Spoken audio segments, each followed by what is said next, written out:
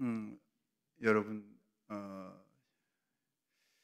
여전도의 헌신 예배잖아요. 그러면 여자가 한을 품으면 어떻게 된다고 옛날부터 그랬죠? 어, 온이월에도 서리가 내린다고 그랬죠. 그러면은 어머니가 한을 품으면 어떻게 될까요?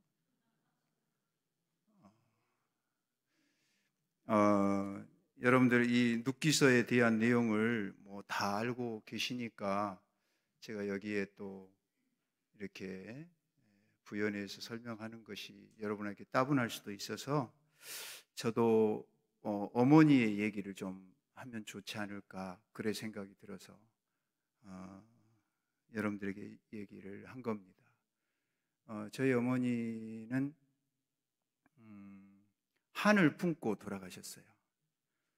그 한을 품은 그 어머니는 돌아가셔서 천국에 가셔서 이 그 뭐죠? 면류관을 당신의 이름이 써져 있는 면류관을 보고 또 이렇게 한 걸음 한 걸음 앞으로 나아가니까 하나님께서 그 면류관을 이렇게 받아서 천사에게서 받아서 이렇게 그 당사자들에게 씌워주는 그 줄에 서 있었어요. 그런데 그런 그 어머니가 다시 이 세상으로 온 거예요. 그래서 어머니가 이 얘기도 곁들였어요. 이 줄에 왔다 갔다 하는 그 천사에게 내가 한 번만 우리 아들을 만나고 오면 안 되겠느냐. 그러니까 안 된다고. 하나님의 결제가 있지 않는 한 한 번 여기 오면은 갈 수 없다고. 근데 우리 어머니는 상당히 무대뽀였던 것 같아요. 그래서 안 되는 게 없었던 것 같아요. 제가 굉장히 그런 신앙이 싫었어요. 어렸을 때. 엄마 이거 안 된대요. 알아보니까. 그러면 안 되는 게 어디가 있다냐. 전능하신 하나님이 하시면 다 하는 거란다. 그게 굉장히 저를 힘들게 하고 숨막히게 하는 그런 맹신적 신앙의 모습이었다고 저는 생각이 들었었어요. 근데 어머니는 이런 말까지 곁들였어요. 7시간 반 만에 그 병풍 뒤에서 살아나셔가지고 돌아가신 지 깨어나셔서 지금 내가 천사랑 같이 왔는데 너희 눈에는 안 보일 거다. 이 말씀도 곁들였어요. 그리고 아까 제가 얘기한 하늘나라에 갔더니 그 줄을 서 있고 당신이 한 걸음 가면은 옆에 테이블에 놓여 있는 면류관이 한 걸음 이렇게 앞으로 밀려갔다는 얘기까지. 우리 어머니가 한을 품은 거죠. 왜 무슨 한이었을 것 같아요? 저를 목사를 못 만들었던 그 한이에요. 저는 그때 당시에 교사였었죠. 그리고 이제 교수가 되기 위해서 공부하고 있었던 상황이었어요. 어머니는 그런 저를 못마땅해 여겼고 돌아가시는 순간까지 또 돌아가셨어도 이젠 저한테 돌아가시기 전에 기도원에서 저를 불러놓고 몇 번 물어봤는데 저는 목사가 안 되겠다. 형님들이나 또 충분히 우리 가족들 목사들이 많이 있으니까 그 정도로 저는 괜찮지 않느냐. 근데 어머니는 안 됐어요.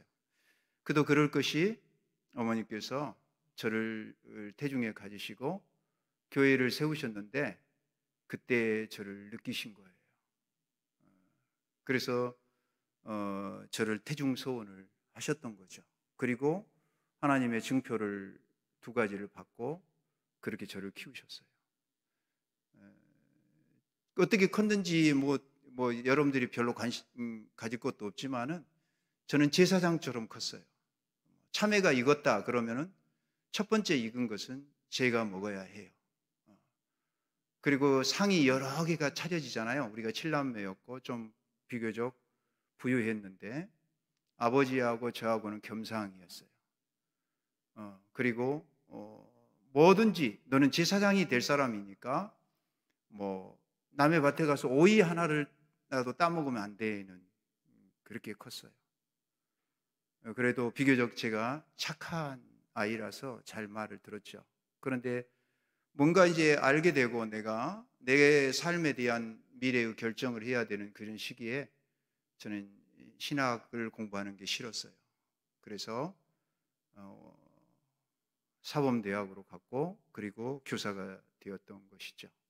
그런 중에 어머니께서 돌아가셨고 그리고 다시 깨어나신 거예요.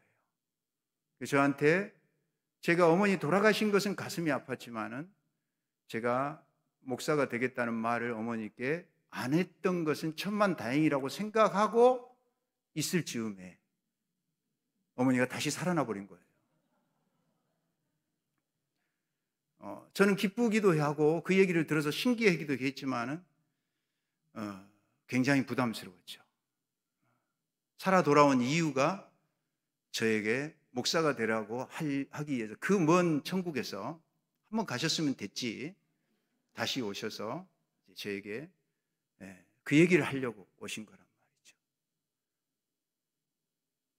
그래서 내가 정신을 바짝 차리자. 여기서 내가 대답을 하면은 꼼짝없이 나는 목사가 돼야 한다.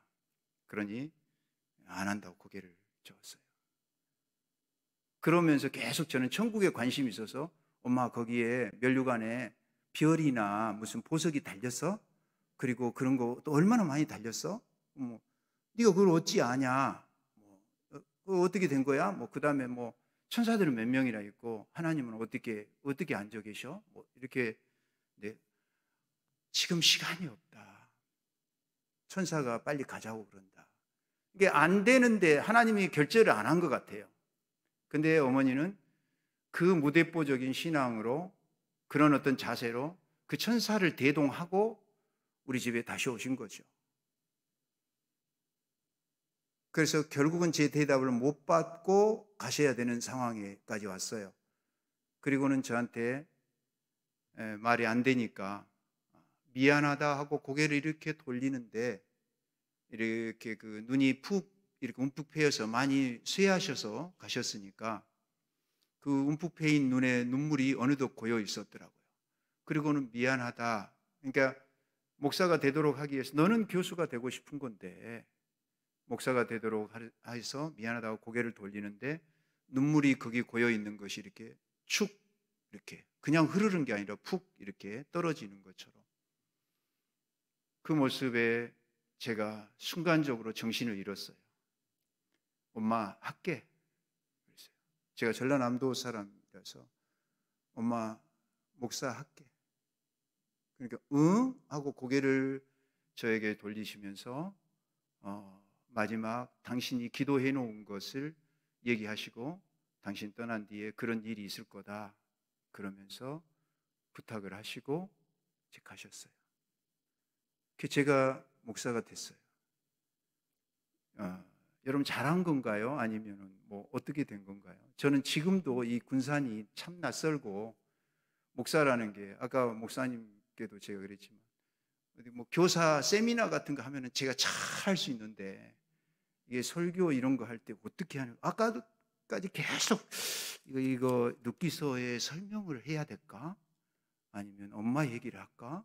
어떻게 해야 될까? 이런 생각을 했네요. 어쨌든 저는 여기 와서 여러분들을 처음 뵙습니다. 군산에 온 지 제가 개척을 한 지 16년이 됐네요. 사실은 이 동북교회하고 특별한 관련이 있습니다. 우리 하늘두레교회. 우리 동북교회에서 많이 그 10년이 넘도록 이렇게 후원해 준 것도 있지만 사실은 여기 교회를 섬기고 있는 강태원 집사하고 최현주 집사님이 우리 교회를 세운 거예요. 그분들이 설계하고 그분들이 다 제가 뭘 알겠어요. 평생 학교에만 있었던 사람인데.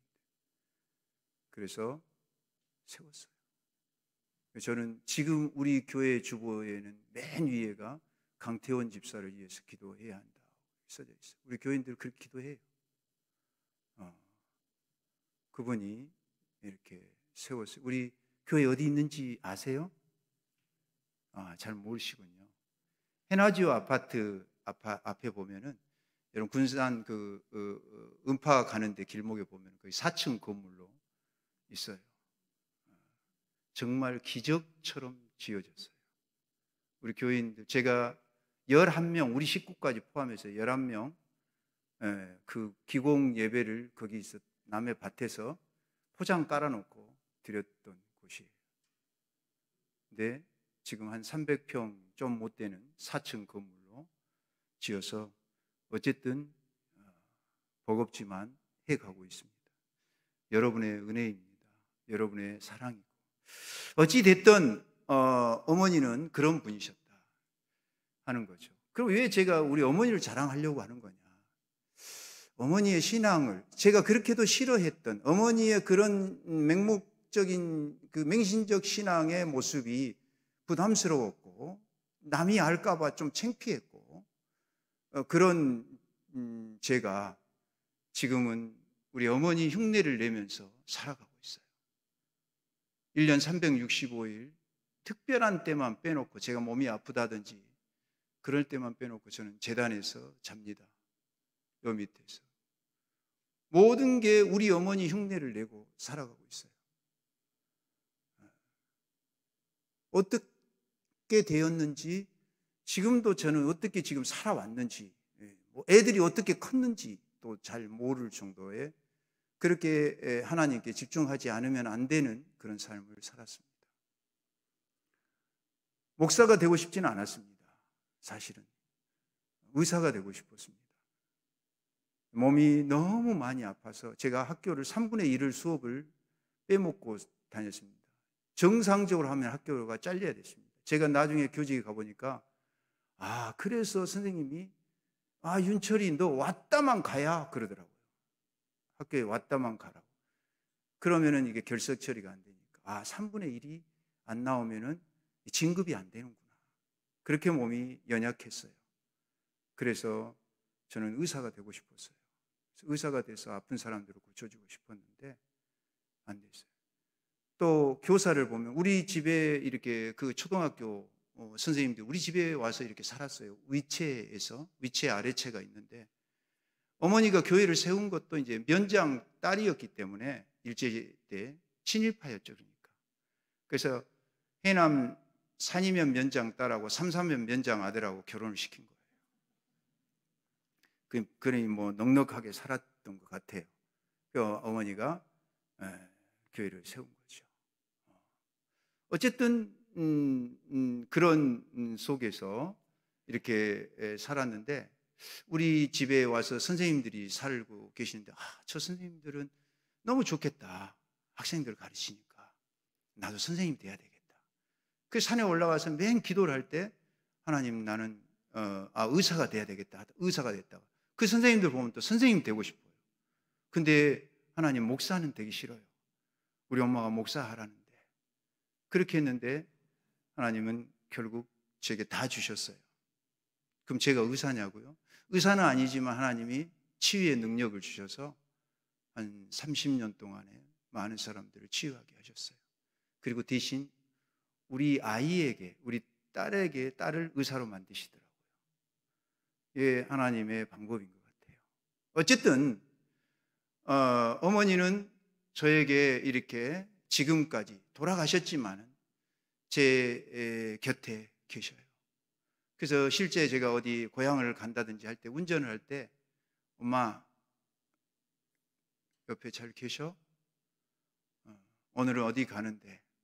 그리고 어머니하고 얘기를 많이 해요. 너무 교회를 지을 때 힘들었어요. 정말 지을 수가 없고, 그래서 사실은 필리핀으로 도망가려고 민다나오 섬에 거기에 신학교 누가 세워놨다고 거기 좀 확장을 맡아달라고 그래서 거기 갔다 왔어요. 요시 거기 가야지. 그러고 기도를 하는데 하나님께서 교회를 지으라 했고, 강태원 집사가 전화해서 빨리 좀 만나자고. 그때 강태원 집사의 그 설계서 사무실에서 주님께서 제 왼쪽 귀에다 대고 이 사람이 교회를 세울 거라고. 어쨌든 뭐 그런 과정들이 있어요. 그래서 저는 어머니와 지금 생활을 같이 한다고 해도 과언 아니다. 그런 어머니의 신앙이 참 그립습니다. 우리 동북교회 여전대 모든 분들은 그런 어머니의 신앙, 제 어머니의 신앙과 같은 신앙을 갖고 계시겠지만 그런 헌신자, 그런 하나님 앞에 집중적으로 이렇게 맡기고 살았던 삶에 대한 부분들이 하나님 우선주의의 신앙이 참 그립습니다. 우리 성도들을 보면서도 그렇고, 그래서 그런 비슷한 신앙을 갖고 있는 사람을 보면 너무 좋습니다. 그래서 속없이 좋아하기도 하다가 나중에 또 실망하기도 하지만은 어쨌든 그렇습니다. 어머니께서 이런 얘기를 하셨습니다. 내가 너에게 논 한 떼지기 뭐 아무튼 그런 거죠. 이거 남겨줄 게 없다. 그런데 미안하다마는 아무것도 없었어요. 진짜 안 남겨주는 거예요. 저한테는. 형이나 둘째 형한테는, 큰 형한테는 남겨줬는데, 그러더니만은 저한테 그런 거예요. 엄마가 너를 위해서 기도를 다 끝내놨다 그러더라고요.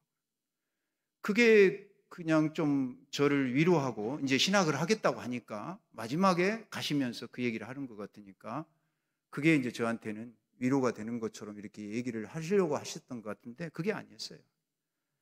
뭔 기도를 끝내? 엄마가 살아 계셔야 나를 위해서 기도하지 무슨 기도를 다 끝내놓냐고. 어머니가 그런 얘기를 하셨어요. 너는 아직 그걸 모르는구나. 엄마가 기도를 다 마쳤다. 그리고는 이런 얘기를 하셨어요. 엄마에게 장례를 치르면 조의금이 들어오겠지. 그러겠지요.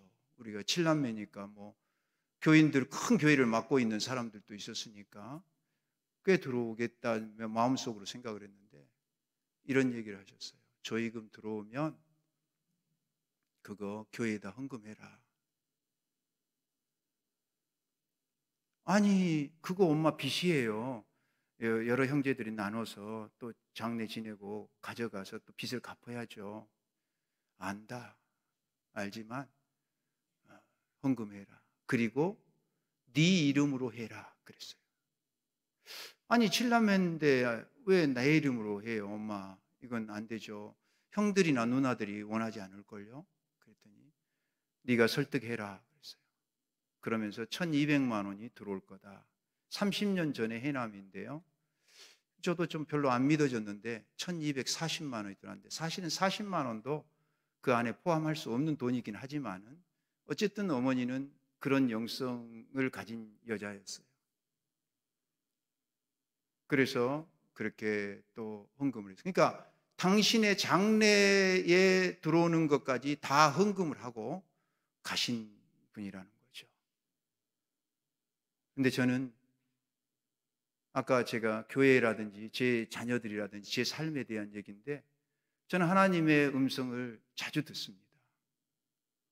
어느 날 어떤 분이 이렇게 어쩔 때는 여러분 여기 군산의료원에 제가 매일 주보를 갖고 매주 주보를 갖고 가서 전도를 했습니다. 병실에 들어가서 안녕하십니까? 저는 하늘두레교회 윤철희 목사입니다. 여러분들의 쾌유를 소망합니다.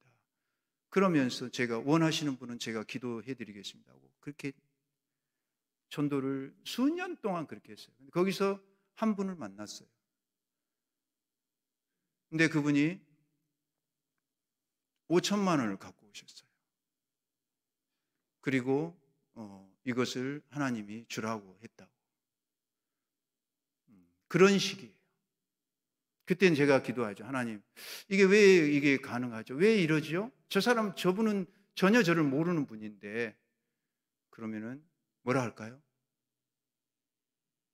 여기 제단인데 제 귀에 대고 주님이 역력히 말씀하십니다. 네 어미 때문이야.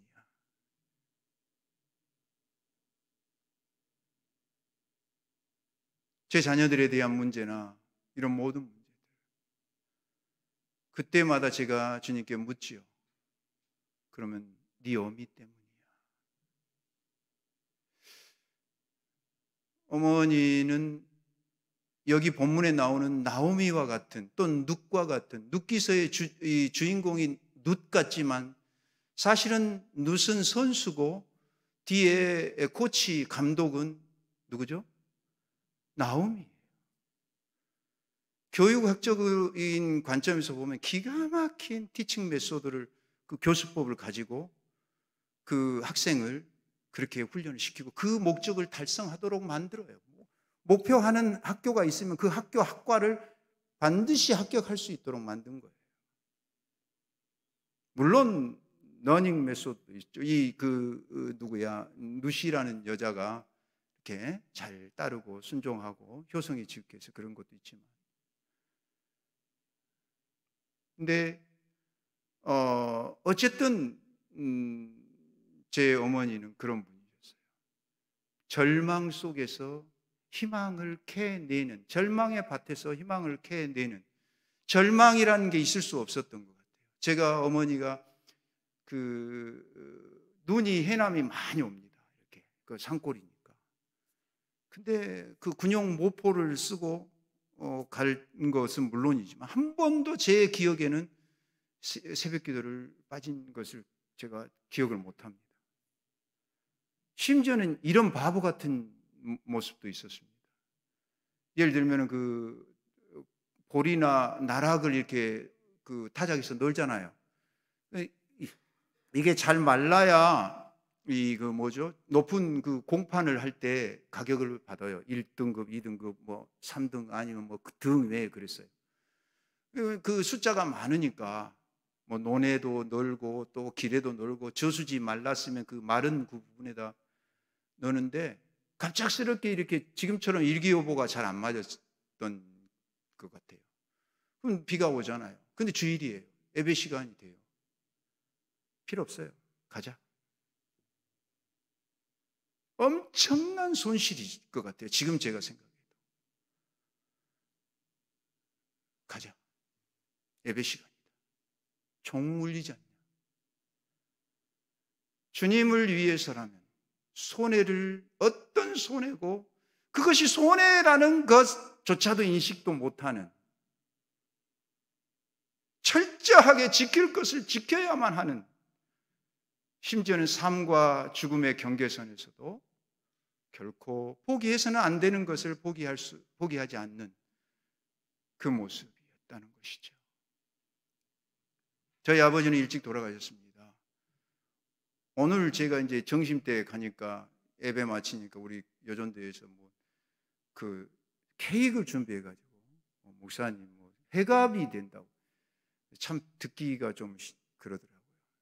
우리 아버지는 회갑, 즉 환갑을 못 넘기셨고 제가 16살에 돌아가셨습니다. 그래서 제가 아버지 무덤에 가서 늘 울었습니다. 남들 아버지를 볼 때 부러우니까. 제가 6째로 태어났으니까 아버지의 어렸을 때 사랑을 많이 받았습니다. 위로 누나가 셋이 태어났고 제가 태어났으니까 아버지가 진짜 장난감을 대나무 하나 가지고 수십 가지를 만들어 주셨습니다. 근데 아버지가 돌아가시니까, 그래서 아버지 무덤에 가서 주먹으로 무덤을 치면서 많이 울었습니다. 어머니가 어느 날 와 계시더라고요. 그리고는 저를 일으키시더만, 그러지 마라. 너는 아버지가 원망스럽냐? 그래요.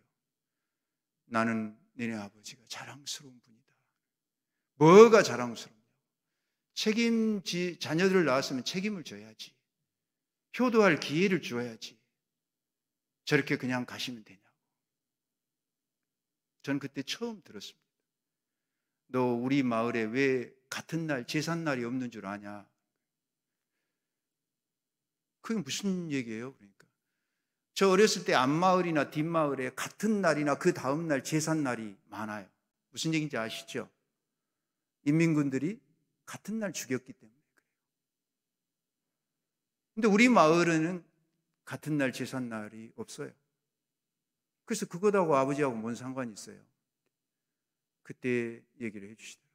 우리 집에서 머슴을 살았던 그 사람이 빨간 완장을 차고 아버지를 소나무에 묶어놓고 얼음 팔뚝만한 대나무를 꺾어서 그 인민군하고 그 머슴하고 끝 대나무 끝이 부채살이 될 정도로 쪼개질 정도로 두드러 팼다는 거예요. 왜? 아버지가 나무꾼으로 변장하고 대님을 메고 복군 곡식을 이렇게 담아서 나무 이렇게 하러 가는 것처럼 해서 그 세안골이라고 하는 그곳에 숨어 있는 뭐 친일파나 뭐 이민군들 죽일 만한 사람들을 살린 거예요. 식량을 갖다 주고. 이 연기가 나면 안 되니까 볶아 가지고, 산에는 물이 있으니까 그걸 누군가가 밀고 하고 짐작을 잡았는지 어쨌든 아버지를 두들겨 팬 거죠. 그때 어머니는 등에 작은 형을 업었고 큰 형은 손에 이렇게 손에 쥐었다고 그러더라고요. 어머니가 어땠겠어요? 18살에 시집을 와서 결혼해서 19에 큰 형을 낳았다고. 근데 남편은 소나무에 묶여서 동네 앞에 두들겨 맞아서 피투성이로 죽어가는 거예요. 말하면 되는데. 지금 세안골 어디만큼 있다. 거기 모여 있다. 그렇게 하면 되는데 말을 안 하시는 거예요. 어머니가 그랬다고 그러더라고요. 말하시오. 말하시오. 어디가 숨어 있어? 나는 이 새끼들 둘이랑 어떻게 살라고 그래요? 저들이 살려줄 것 같소. 말하시오. 아버지가 고개를 들고 뭐라 한 것 같아서 가까이 갔대요. 어머니가. 그러니까 미안하시. 저리 가게. 이게 두 마디가 전부였다고 그래요. 미안하다. 나 혼자 살자고 그 많은 사람을 죽일 수는 없다. 그래서 얼마나 두들겨 패서 죽을 것 같으니까 이제 데려가라고 그래서 지게에다가 이렇게 하려고 했더니 이렇게 몸이 쳐져서 낙지처럼, 그래서 그 바작이라고 대나무 쪼개서 만든 거 있잖아요. 거기다 담아서 가지고 왔는데, 제 어렸을 때 그 집 뒤에 큰 가마솥이 있었고요. 거기서 어머니가 무엇을 뭐 오소리라든지 노루라든지 어디서 있다 무조건 가서 사가지고 와서 고아서 아버지를 살려냈어요. 그래서 제가 태어난 거예요. 근데 돌아가실 때까지 기저귀를 차고 사셨어요. 왜냐하면 항문으로 피가 계속 흐르니까. 전 지금도 그런 아버지를 생각해 봐요. 또 그런 남편을 살리고 가정을 세우고, 그리고 정말 엄마 말씀대로 콧뱅이 신이 몇 개 찢어진지 모른다고 할 정도로 바쁘게 다니시면서 교회를 세우시고 교회에 헌신하신 우리 어머니였다는 거죠. 절망 아니었겠어요? 절망 속에서 희망을 캐냈을까? 키워냈다고 봐야 되겠죠. 나옴이라는 사람은 우리가 알다시피 엘리멜렉이라는 사람의 부인이잖아요. 두 아들이 있었잖아요. 엘리멜렉이 유다 지파예요. 그리고 그의 이름으로 봐서 그는 지도자급이었어요. 엘리는 하나님이죠. 멜렉은 말렉이라는 단어의 왕이라는 뜻이죠. 하나님은 왕이시다. 유다 지파의 유력한 자였으니까. 그런데 나라가 어렵고 기근이 들었다고 해서 이민을 간 거예요. 그것도 평생 하나님의 총회에 들어올 수 없는 모압의 나라로. 나오미의 말을 빌려보자면은 그건 하나님의 징벌이었다고 얘기할 정도의 비참한 일을 겪죠. 남편이 죽고 두 아들이 다 죽었으니까. 새 무덤 앞에 3명의 미망인이 있는 거죠. 절망이죠. 거기에 있어야 할 이유도 없고, 그래서 돌아오죠.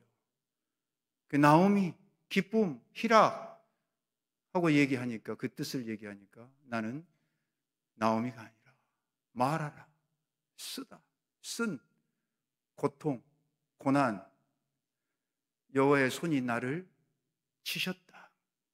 우리 가정을 쳤다. 뭐 앞뒤에 대한 내용은 자세하게 안 나오니까 차지하고라도 나오미의 지금 주소, 현재의 상태는 비참한 거죠. 절망이죠. 손이 끊겼죠. 무엇보다도.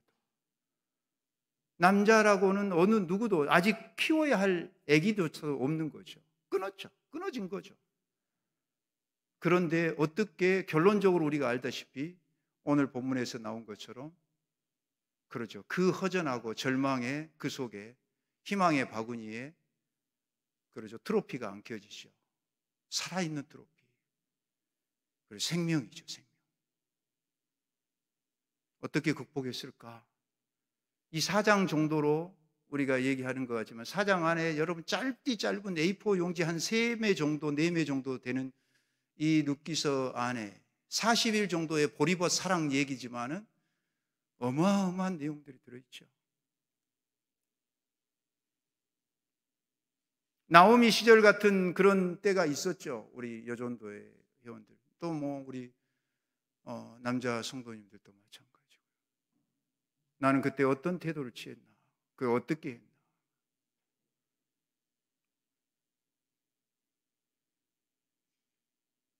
저는 광주의 사람이니까 거기서 학교를 다녔고 그랬기 때문에 이 5.18을 겪었죠. 눈에 선하죠. 그리고 야산에서 한 달 동안 저는 잡히면 삼천 교육대 대상자였기 때문에 그렇게 살았어요. 그런 시절을 보내면서 이 나라 이 민족의 미래에 대해서 고민할 수가 있었고 또 그때 사람들의 모습을 이렇게 볼 수 있었어요. 지금도 우리가 조금 내게 있어서 손실이 되고 또 어려움이 될 것 같으면 그냥 뱉어버리고 또 외면하고 배은망덕하는 모습을 보이는 경우를 보죠. 심지어는 교회 안에서도 그분이 얘기하는 천국이 그분이 소개하는 예수님이 어디 계시는가 생각하게끔 정말 의아해할 정도로 목사님인데 또 뭐 장로님인데 그렇죠. 저분들은 구원을 받기는 받겠지. 그런데 정말 거듭났는가? 거듭남에 대한 그 삶의 분명한 정표와 그리고 그 결과가 무엇인가? 이렇게 생각하지 않을 수가 없죠.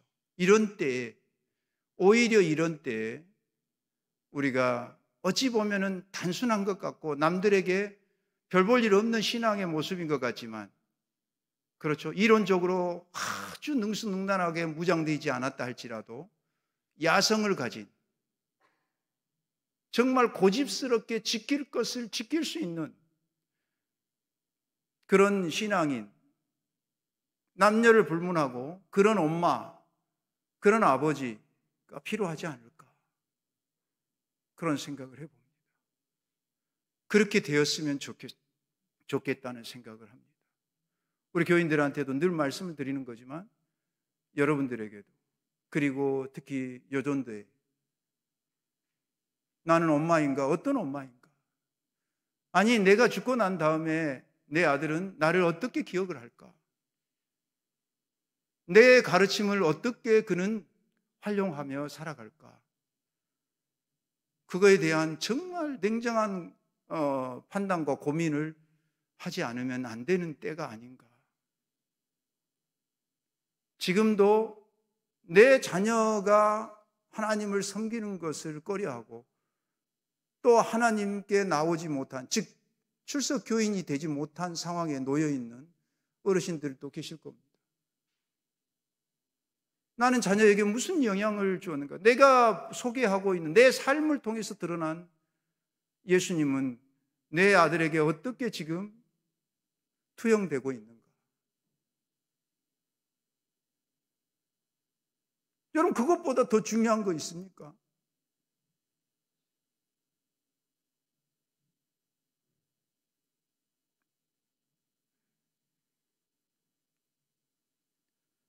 저도 너무 힘들었을 때 정말 아이 등록금이 없어서 대학을 1년을 쉬고 그 아이와 함께 그 교회 옆에 조그마한 공터가 있는데 거기에 농사를 짓고 뭘 키워보면서 참 많이 울었습니다. 만나면 함께 울고 헤어지면 따로 울면서 그렇게. 그러나 하나님 앞에서 내 자신이 결코 흐트릴 수 없는 것 이유 중에 하나는 내 어머니가 어떻게 살았고 내 아버지가 어떻게 살았는가 하는 것에 대한 그 가르침, 그 교훈적인 것이 내 마음을 꽉 잡고 있었습니다. 정말 죽을 지경이었고, 정말 하늘을 향해서 엄마 보고 있냐고, 이러라고 나한테 신학을 하라고 했냐고. 제가 42에 고등학교 교감이 됐습니다. 그리고 이제 박사과정이 끝나면 전주교대하고 그리고 청주교대 그리고 또 한국교원대학 모교인 그곳에서 아이들을 가르쳤습니다. 그리고 한 4년 정도만 더 하면은 공무원 연금을 죽을 때까지 평생 받게 됩니다. 그때 이 군산에 누가 요청을 한다고 그러면서 예배 좀 드려달라고. 그때 현직에 있을 때입니다. 그래서 와서 예배 드리고 그러다가 제가 그분들이 개척을 하자고 그래서 나는 못한다고 그랬습니다. 우선 돈이 없습니다. 평생 공부만 해서 돈이 없다. 두 번째, 자녀들이 이제 내가 고등학교를 있는 그 학교에 2학년이고 그 다음 중학교 3학년이고 초등학교 5학년인데 못한다. 그러니까 그분들이 자기들의 퇴직금을 미리 받아서라도 따로 통장을 만들어서 아이들 그 학비를 해주겠다 하더라고요. 그것에 나는 그래? 하고 그러면 기도해보자고 했어요. 근데 이제 집에서 가정 예배를 드린데 셋째가 초등학교 5학년인 그 아이가 엄마가 나 죽은 뒤에 아들이 있을 것이니 잘 키워라 하는 애가 그 애예요. 그래서 그 아이가 그런 거예요. 아빠 오늘은 제가 설교하면 안 돼요. 뭐 준비한 게 있냐? 아니요. 생각이 나서요. 그러면 해봐라. 근데 다짜고짜 하는 말이 그런 거예요. 제가 지금 이제 군산에 개척을 해야 되냐 안 해야 되냐 하는 상황인데 아빠 왜 하나님께서는 자갈밭길로 가라고 하는데 아빠는 잔디밭길로 가려고 하세요? 그게 뭔 말이냐? 그랬더니 군산에 가면은 자갈밭길이잖아요. 그러나 전주의 그 큰 교회로 가면은 잔디밭길이잖아요. 하나님은 무엇을 원하실까요? 아빠가 큰 교회에 가는 것이 아니라 아빠가 교회를 처음 시작해서 그런 교회를 만드는 것을 하나님이 더 기뻐하시지 않겠냐는 거예요. 이 새끼가 뭘 안다고. 근데 그게 제게 그냥 들리는 것이 아니었어요. 그러면서 아빠, 하나님과 약속을 한 것은 죽음이 오더라도 지켜야 된다면서요. 어머니하고의 약속을 생각하게 하는 거예요. 그래서 아내가 3년만 더 하고 연금 받고 하자고 하는 것을 뿌리칠 수 있었어요. 아니다. 하자. 그리고 퇴직금 받은 거, 아파트 판 거, 그리고 그거 가지고 이제 시작을 했었던 것이죠. 여러분, 어차피 우리 이 세상 한번 태어났다가 살다가 죽어요. 어쨌든 죽어요. 좀 더 먼저 죽냐, 나중에 죽냐 하는 것이죠. 우리가 죽고 난 다음에 우리의 흔적이 아이들에게 영적으로 어떤 영향을 줄까? 우리 후손들이 어떤 신앙의 명가가 될 수 있을까? 하는 것에 대한 건 지금 나에게 달려있고 지금이 기회라고 저는 생각해요. 자녀들한테 뭘 남겨주려고 지금 준비하고 계획하고 적금 들고 계신가요? 저는 과감하게 써야 한다고 생각해요. 그리고 그 자녀들을 위해 하나님께 적금을 들어보는 것이 어떨까? 아니, 꼭 들어야 돼요. 그리고 나중에 하나님이 필요에 따라서 가장 최고로 좋은 퀄리티, 최고로 좋은 것을 주실 수 있도록 하나님께 기회를 드리는 거죠.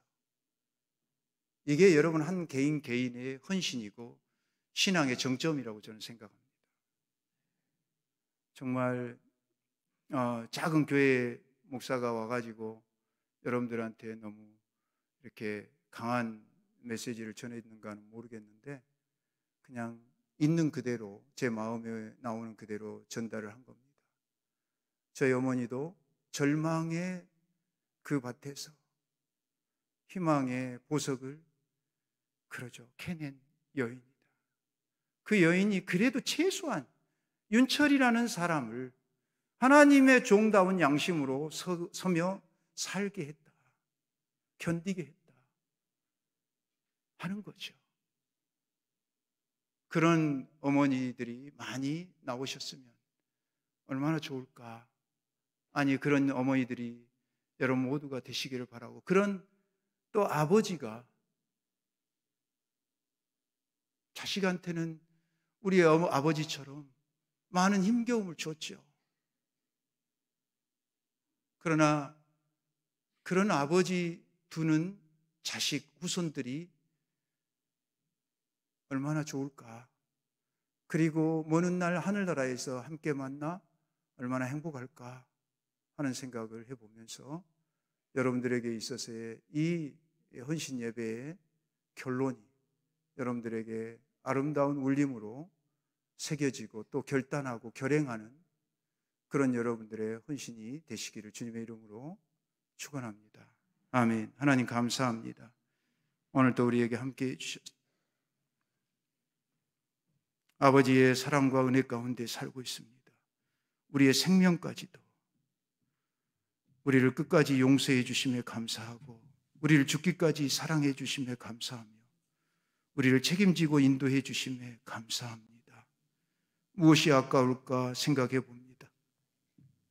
내 생명은 물론이요, 우리의 자녀들의 생명조차도 본래 주님의 것이었는데 하나님, 이 땅에 있는 것을 하늘나라로 옮길 우리의 신앙과 헌신이 되게 하여 주시고, 하나님, 나오미와 같은 그런 사람으로 정직하고, 그리고 또 결코 포기하지 않는 신념과, 그리고 하나님을 향한 열정을 갖는 우리 동북교회 여전도의 회원들과 모든 성도님들이 되게 하여 주시옵소서. 우리 주 예수 그리스도 이름으로 기도합니다. 아멘.